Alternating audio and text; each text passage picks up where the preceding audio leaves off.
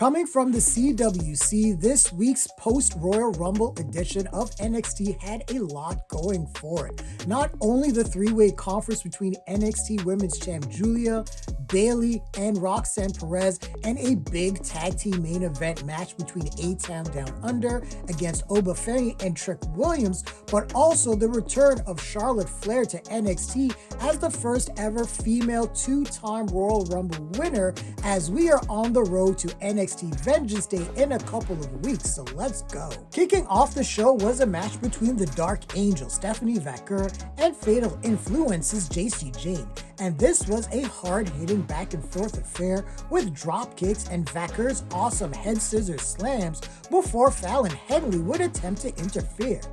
Vaquer would take out Jasmine Minx after Vaquer hit a springboard crossbody. The SVB would give Vaquer the victory.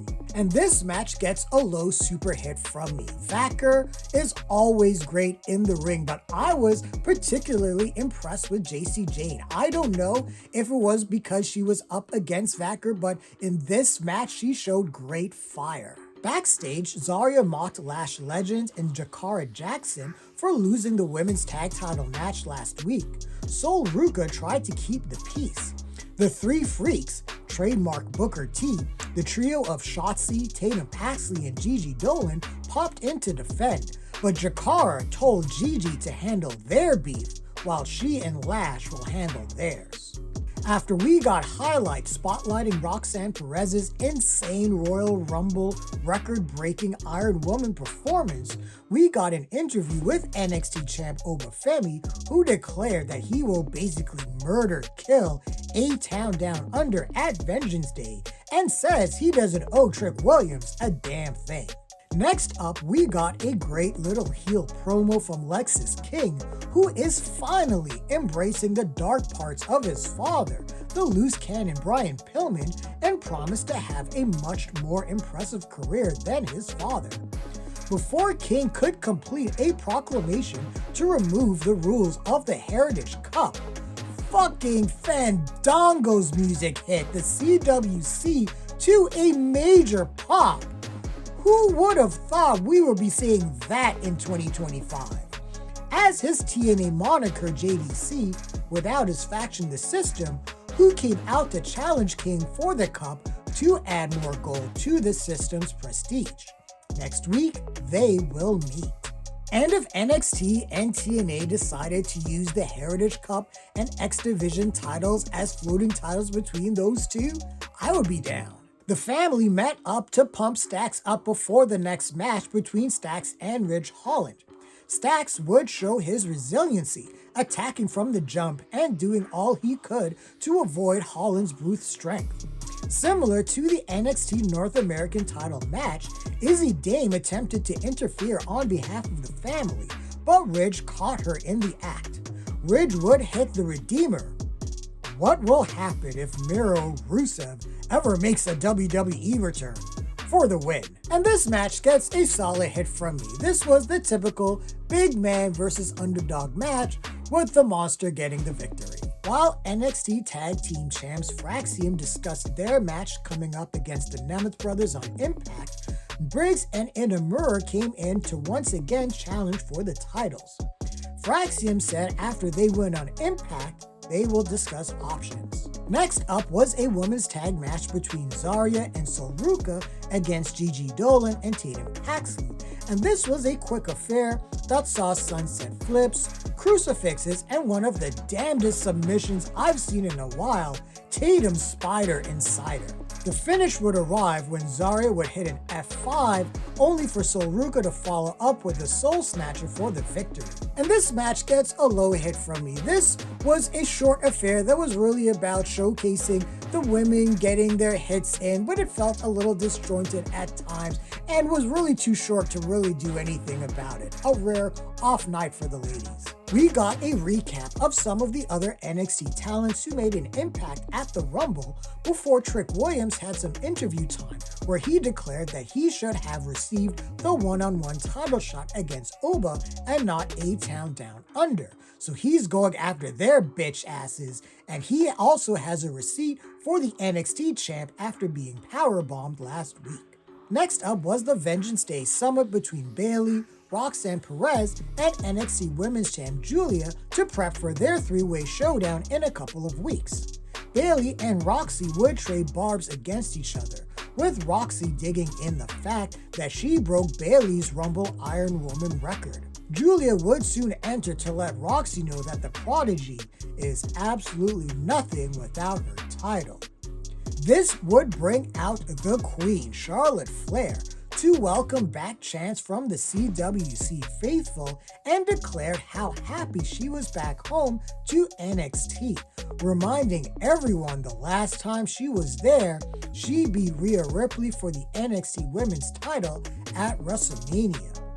Charlotte would give props to Bayley, Roxy, and Giulia before hinting that maybe she may select the NXT Women's Champ once again. Out of nowhere, Cora Jade would attack Bayley and Giulia with a baseball bat.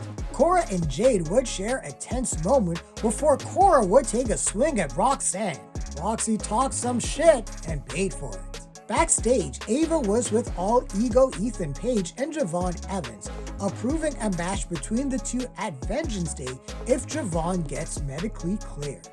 Ridge and the family shared a heated exchange where Ridge dared Tony the Don to face him in a match where the family can't interfere, which Tony agreed to. Next up was Kalani Jordan against Carmen Petrovic, and we could see little nuggets where Jordan's dark side has continued to come out with a more aggressive in-ring demeanor. But Petrovic was able to fight the athletic former North American champ off with the martial arts skills.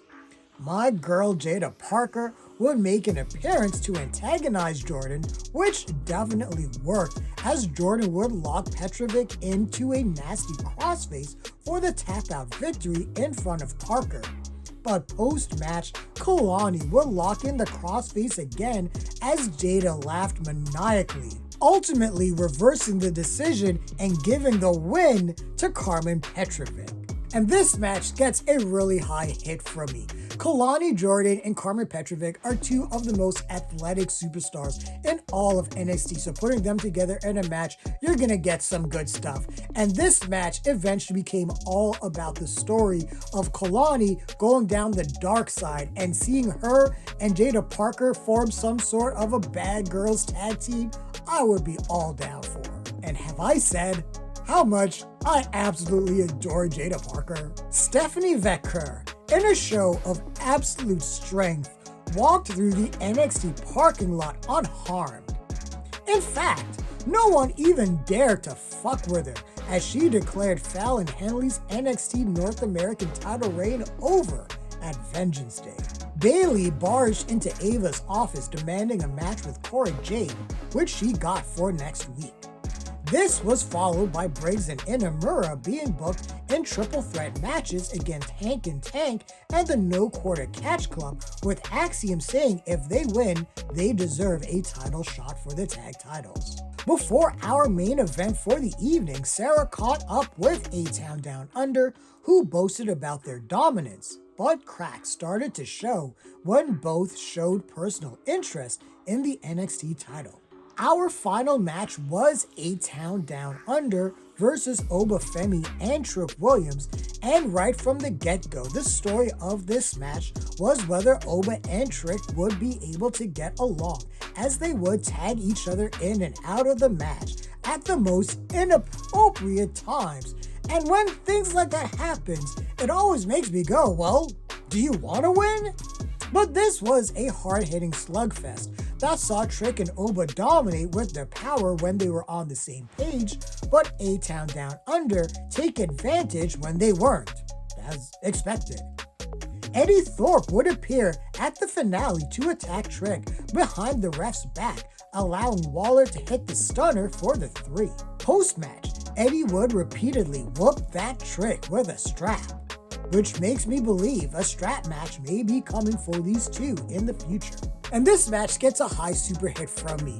All 4 men in this match know what they're doing in the ring, and yes, tag teams that don't get along, bro, but Oba Femi and Trick Williams have an intensity that I enjoy, and it does seem that even though A-Town Down Under walked away as the victors, chinks in their armor is starting to show as personal ambition is starting to overtake their own tag team ambitions. Also, what the fuck was this?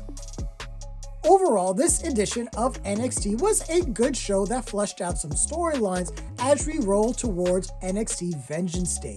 Charlotte Flair got a little bit more warmth than she did over at Monday Night Raw as she interjected herself into the Women's Summit, and that whole Cora Jade turn, including turning on Roxanne Perez, was a lot of fun.